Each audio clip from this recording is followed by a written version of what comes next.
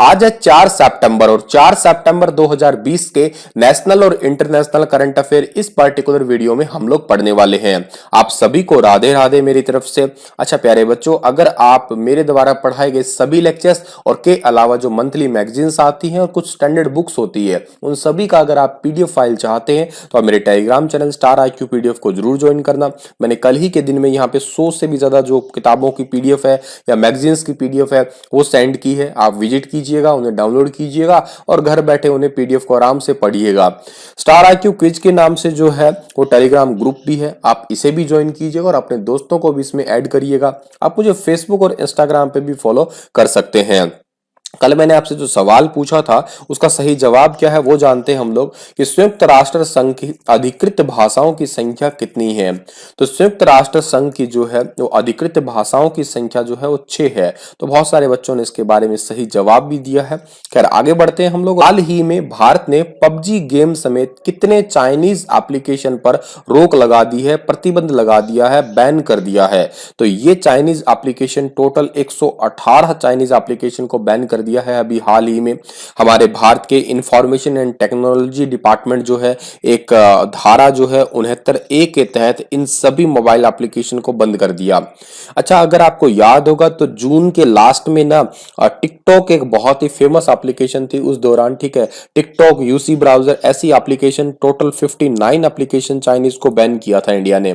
अगले महीने जुलाई के अंदर जो है 47 और चाइनीज एप्लीकेशन को बैन कर दिया था और अब जो है 118 एप्लीकेशन जो है उनको भी और बैन कर दिया है। 118 और बैन होगी तो टोटल कितनी एप्लीकेशन होगी भी 224 ऐसी एप्लीकेशन होगी चाइना की जिन्हें बंद कर दिया। सर बंद कर क्यों रहे हैं? तो बंद करने का सीधा सा कारण है सिक्योरिटी रीजंस। इन एप्लीकेशन के माध्यम से हमारे भारत का डेटा जो है वो लीक हो रहा है, इसी वजह से इन्हें जो है बंद किया जा रहा है। बहुत सारी ऐसी एप्लीकेशन है जिसे हम लोग यूज ही नहीं करते, जैसे वीचैट रीडिंग है, ऐप लोग तो हम लोग शायद यूज करते ही हैं, तो ऐप लोग को बंद कर दिया है अभी, ठीक है। कैरम मोबाइल एप्लीकेशन है, ठीक है।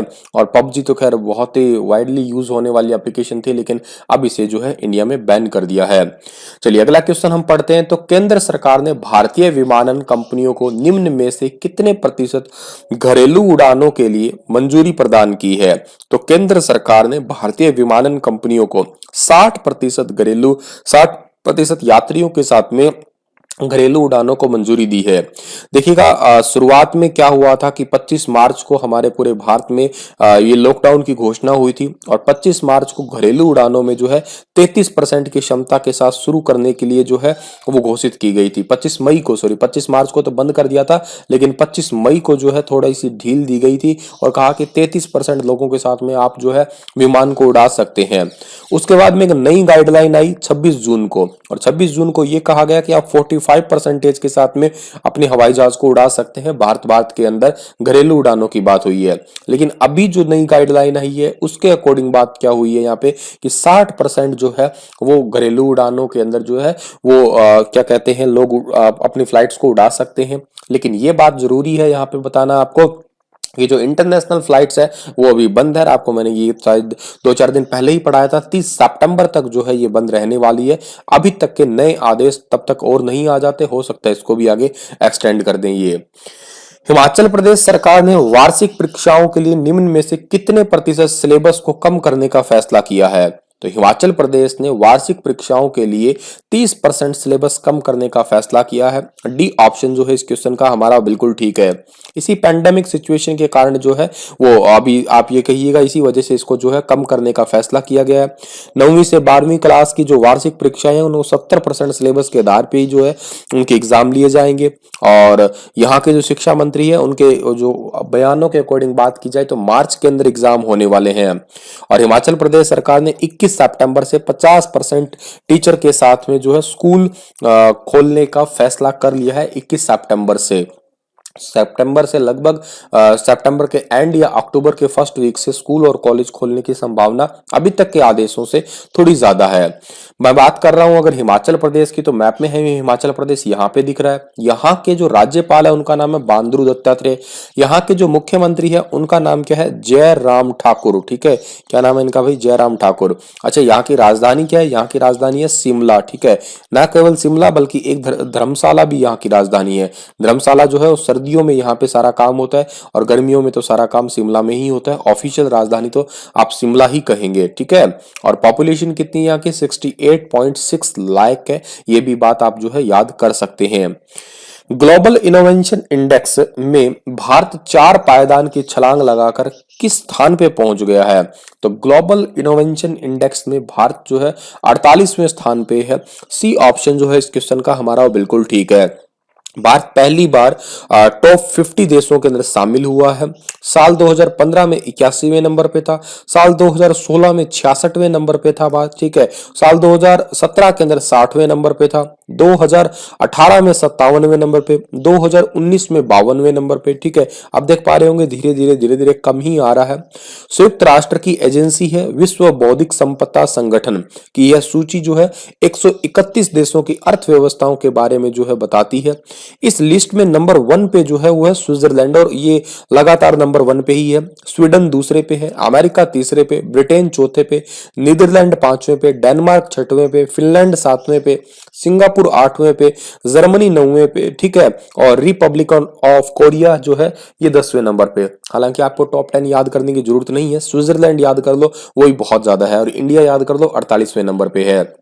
ये ग्लोबल इनोवेशन इंडेक्स जो होता क्या है कि एक इंडेक्स है जो एनुअल रैंकिंग है कंट्रीज की, उनकी कैपेसिटी और सक्सेस इन इनोवेशन, इनोवेशन के अंदर कितना उन्होंने सक्सेस किया है, कितना ग्रोथ किया है, ठीक है। 2007 से लेके अब तक ये काम कर रही है एजेंसी। केंद्र सरकार ने कश्मीरी, डोगरी, हिंदी, अंग्रेजी और किस भाषा को जम्मू कश्मीर की आधिकारिक भाषा के रूप में मंजूरी दी है? तो जम्मू कश्मीर की आधिकारिक भाषा के रूप में मंजूरी दी है उर्दू भाषा को भी साथ में। ए ऑप्शन जो है इस क्वेश्चन का हमारा वो बिल्कुल ठीक रहेगा। और इसके तहत उर्दू हुई, अंग्रेजी हुई और इसके अलावा अब कश्मीरी, डोगरी, हिंदी, इनको केंद्र शासित प्रदेश की आधिकारिक भाषा के रूप में समझा जाएगा। और कश्मीरी को जम्मू कश्मीर में पहली बार राजभाषा का दर्जा जो है वो मिलेगा, और उसके साथ ही जो है उर्दू और अंग्रेजी राजभाषा के रूप में बनी रहेंगी। तो ये बातें आपको याद रखनी है, इंपॉर्टेंट बातों में से एक बात है ये। अभी जम्मू कश्मीर की बात है तो यहाँ पे एक श्रीनगर पड़ता है और श्रीनगर जो है वो झेलम नदी के किनारे है, ये बात भी आप याद कर लीजिएगा, श्रीनगर जो है झेलम नदी के किनारे है। अच्छा, दूसरी बात जो है आपको ये याद रखनी है कि जम्मू कश्मीर में केसर होती है और उस केसर को रिसेंटली जीआई टैग मिला था अप्रैल 2019 के अंदर, जो अप्रैल 2020 के अंदर जो है उसको जीआई टैग मिला था इसी साल के अंदर 30 अप्रैल 2020 को। एक बात और भी आपको याद रखनी है कि जम्मू कश्मीर के रिसेंटली नए राज्यपाल बने हैं जिनका नाम क्या है? मनोज सिन्हा, ठीक है, मनोज सिन्हा। इनसे पहले सबसे पहले राज्यपाल कौन थे जम्मू कश्मीर केंद्र शासित प्रदेश की बात कर रहा हूं तो करके, तो उनका नाम था जीसी मुर्मू, लेकिन वर्तमान में भारत के वो कैग बन चुके हैं, ठीक है, नियंत्रक और महालेखा परीक्षक, ऑडिटर जनरल बन चुके हैं वो।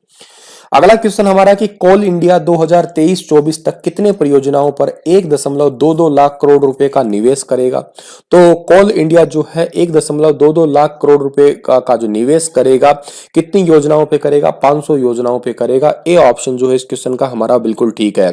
हमारे भारत के कोयला और खान मंत्री का नाम है प्रहलाद जोशी, और उसी के अनुसार जो है 2023 से 24 के दौरान जब जो है 1.22 लाख करोड़ रुपए का निवेश होगा तकरीबन 500 योजनाओं के ऊपर कोयला के क्षेत्र में हमारे भारत को आत्मनिर्भर बनाने के लिए, ठीक है, ये वाली योजनाओं पे इतना निवेश जो है वो किया जा रहा है। और कोल इंडिया लिमिटेड को अगले 3 से 4 सालों में 14,200 करोड़ रुपए का जो है ओवरऑल निवेश होने की भी संभावना है, ताकि भारत जो है वो 100% आत्मनिर्भर भारत अभियान के तहत उसको फॉलो भी कर सके अच्छे से और अपना भी सके। केंद्रीय मंत्रिमंडल ने भू विज्ञान और खनिज संसाधनों के क्षेत्र में भारत और किस देश के सहयोग को मंजूरी दी है? तो भारत और के साथ में फिनलैंड को मंजूरी दी है। डी ऑप्शन जो है इस क्वेश्चन का हमारा वो बिल्कुल ठीक रहेगा। ये जो समझौता हुआ है ये खनिज के लिए समझौता हुआ है, ताकि दोनों देशों के जो है भूकंप वगैरह जब आते हैं तो उस दौरान जो खनिजों का सर्वेक्षण होता है उन चीजों को जो है ज्ञात किया जा सके, पढ़ा जा सके, और खनिजों का जो है आदान प्रदान वगैरह किया जा सके। इस करके भू विज्ञान और खनिज संसाधनों के क्षेत्र में भारत और फिनलैंड के बीच में समझौता हुआ। और फिनलैंड को आप मैप में देखिएगा, यहाँ की कैपिटल हेलेंसिकी है, प्रधानमंत्री दुनिया की सबसे कम उम्र की प्रधानमंत्री है साना मरीन, और करेंसी क्या है? यूरो। पॉपुलेशन कितनी है? 55.2 लाख है। अगला क्वेश्चन है कि रक्षा मंत्रालय ने मेक इन इंडिया को बढ़ावा देने के लिए कितने करोड़ रुपए के अनुबंध पर हस्ताक्षर किए हैं। मेक इन इंडिया को बढ़ावा देने के लिए 2580 करोड़ रुपए जो है उस पे हस्ताक्षर किए हैं। सी ऑप्शन सही है इस क्वेश्चन का हमारा। ये कदम जो है मेक इन इंडिया को बड़े पैमाने पे ले जाने के लिए होगा। इसके तहत जो है Tata powers company, Bharat earth movers limited, Larsen and ट्रूबो इनके साथ में समझौता हुआ है, ताकि जो है भारत जो है वो नए नए तरीकों से, नए नए आयामों से जो है वो मेक इन इंडिया प्रोजेक्ट्स पे काम करे, ज्यादातर चीजें जो है स्वदेशी हो सके। इसी पे जो है रक्षा मंत्रालय ने समझौता किया है। और के साथ में जो हमारा रक्षा मंत्रालय है उसने 6 पिनाका रेजिमेंट में automated gun aiming position system के साथ में 114 लॉन्चर और 45 कमांड पोस्ट भी जो है वो शामिल होने जा रहे हैं। तो ये बात भी आप साथ ही साथ याद कर सकते हैं। रक्षा मंत्री हमारे, मैं आपको बता दूं, रशिया गए हुए हैं, ठीक है, अभी रिसेंट ही वो आप रवाना हुए थे, ठीक है। निम्न में से किस देश ने विश्व का सबसे बड़ा सोलर ट्री विकसित किया है। बहुत इंपॉर्टेंट क्वेश्चन है। दुनिया का सबसे बड़ा सोलर ट्री भारत ने ही विकसित किया है। मैं आपको फोटो में दिखाता हूं, ये है वो सोलर ट्री। ये दुनिया का सबसे बड़ा सोलर ट्री है और इसे central mechanical engineering research institute ने इसे बनाया है और दुर्गापुर में इसे जो है स्थापित किया गया है। इसकी जो कैपेसिटी है वो कितनी है, 11.5 किलोवाट है, ठीक है, ये भी याद रखिएगा। और यहां से उत्पादित बिजली जो है पावर ग्रिड को दी जाएगी। और सोलर ट्री, इस पूरे की कीमत कितनी आई है, 7.5 लाख रुपए की कीमत आई है इसको बनाने में या स्थापित करने में।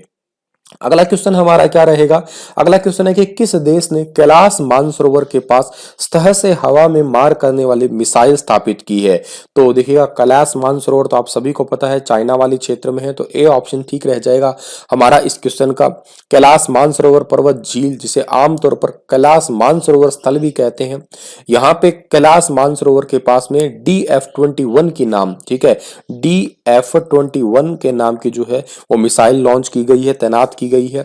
और ये 2200 किलोमीटर दूरी तक जो है इसकी मारक क्षमता है इस मिसाइल की। चाइना की बात की जाए तो मैप में आप चाइना को देखिएगा। चाइना जो है, भारत और चाइना के बीच की जो लाइन है इसको हम लोग मैकमोहन लाइन के नाम से पुकारते हैं, मैकमोहन लाइन, ठीक है। कैपिटल क्या है, बीजिंग है। सी जिनपिंग राष्ट्रपति है। करेंसी रिनमिनबे है। ऑफिशियल लैंग्वेज मंडारिन है, दुनिया में सबसे ज्यादा बोली जाने वाली भाषा है। जनसंख्या भी दुनिया में सबसे ज्यादा है, 139.27 करोड़ है, ठीक है। तो इतनी बातें आपको याद रखनी है और ये है कैलाश मानसरोवर का एरिया। तो चलिए इसी के साथ ये लेक्चर समाप्त होता है। पर आपके लिए क्वेश्चन है कि पहली बार संयुक्त राष्ट्र शब्द का प्रयोग कब किया गया था। 4 नवंबर 1946 को, 24 अक्टूबर 1945 को, 1 जनवरी 1942 को, 24 अक्टूबर 1940 को। विस्तार से लिखिएगा संयुक्त राष्ट्र के बारे में। तो धन्यवाद, फिर हाजिर रहूंगा लेटेस्ट अपडेट के साथ में। तब तक के लिए थैंक यू।